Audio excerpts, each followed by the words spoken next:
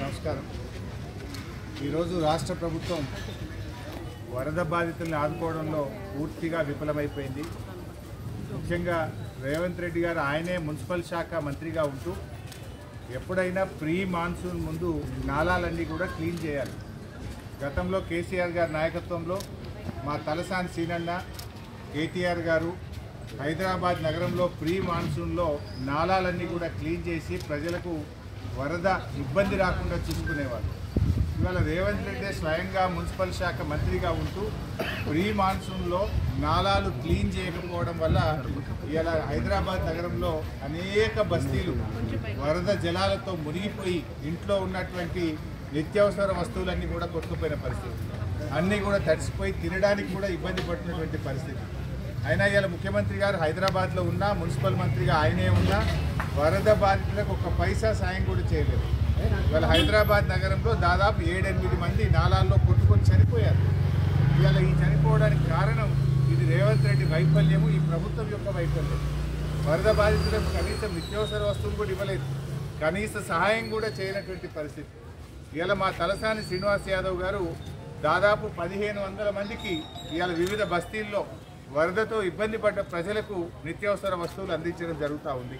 వెంగళరావు నగర్ కానీ, గైడెన్ బాగ్ కానీ, చుట్టాల బస్తీ కానీ, కంచెబౌలి కానీ, అదేవిధంగా కస్తూర్బా నగర్, నల్లగుట్ట, కరీం కాంపౌండ్, ధోబిఘాట్, ఇలా దాదాపు ఎన్నో బస్తీల్లో 1500 కుటుంబాలకు గౌరవనీయులు తలసాని శ్రీనివాస్ యాదవ్ గారు నిత్యావసర వస్తువులు అందించారు.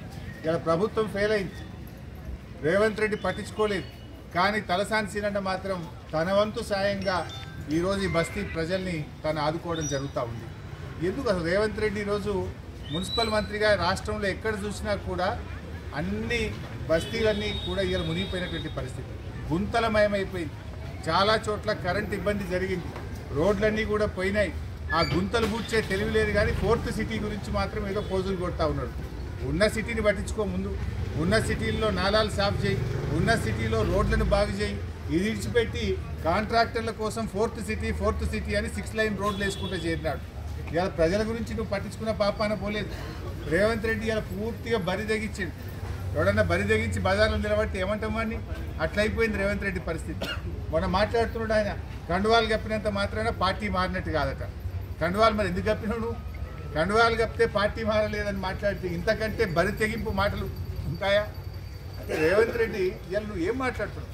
వాళ్ళే మేము పార్టీ మారినాము, కండువా కప్పుకున్నామని వాళ్ళ ట్విట్టర్లో వాళ్ళే పెట్టి, నీ PCC అధ్యక్షుడే 10 మంది కాంగ్రెస్ పార్టీలో చేర్చుకున్నా అని మహేష్ కుమార్ గౌడే చెప్పబట్టే, గాంధీ భవన్లో మీటింగ్ జరిగితే మీ ఇన్ఛార్జ్ నేతృత్వంలో పార్టీ మారిన ఎమ్మెల్యేలు గాంధీ భవన్లో వచ్చి మీటింగ్లో పాల్గొండ్రి. పార్టీ మారిన ఎమ్మెల్యేలు Congress legislature party meeting CLP meeting కూడా వాళ్ళు హాజరయ్యి, నువ్వు వాళ్ళని తీసుకుపోయి ఢిల్లీలో AICC కార్యాలయంలో రాహుల్ గాంధీ కూడా కల్పిస్తేవి.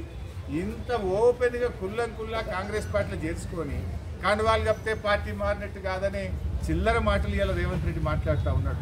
ఆ కుర్చీ గౌరవాన్ని పరువు తీసే విధంగా ఈరోజు రేవంత్ రెడ్డి గారు మాట్లాడుతూ ఉన్నారు. ఇవాళ రాష్ట్ర ప్రజలకు అన్ని తెలుసు కదా. ఆ ఎమ్మెల్యేలు ఏం చెప్పిండ్రు? మేము అభివృద్ధి కోసం పార్టీ మారినాము, డెవలప్మెంట్ వర్క్ల కోసం పార్టీ మారినామని వాళ్ళ నియోజకవర్గాల్లో కార్యకర్తల మీటింగ్లో ఓపెన్గా వాళ్ళే చెప్తా ఉంటే ఇంకా ఈ బరితెగింపు ఏంది, ఇంకా ఈ చిల్లర చేష్టలేంది? ఇలా ప్రజలు అన్నీ గమనిస్తూ ఉన్నారు. సరైన సమయంలో మీకు తగిన బుద్ధి చెప్తారు. సో ముఖ్యంగా ఇప్పటికైనా ఇలా మా తలసాని సీనన్నను చూసైనా కళ్ళు తెరువు. సీనన్న ఇలా సనత్ నగర్ నియోజకవర్గంలో బస్తీ ప్రజలకు సాయం చేసినాడు. రాష్ట్రంలో హైదరాబాద్ నగరంలో ఎక్కడెక్కడైతే ముంపుకు గురైందో ఆ ప్రజలకు ఆర్థిక సహాయం అందించు, నిత్యావసర వస్తువులు అందించు. ఇప్పటికైనా నాలాలన్నీ కూడా మరి డీసిల్టింగ్ ప్రక్రియ వెంటనే ప్రారంభించండి. ఇలా హైదరాబాద్లో వీధి దీపాలు వెలుగుతలేవు చాలా చోట్ల.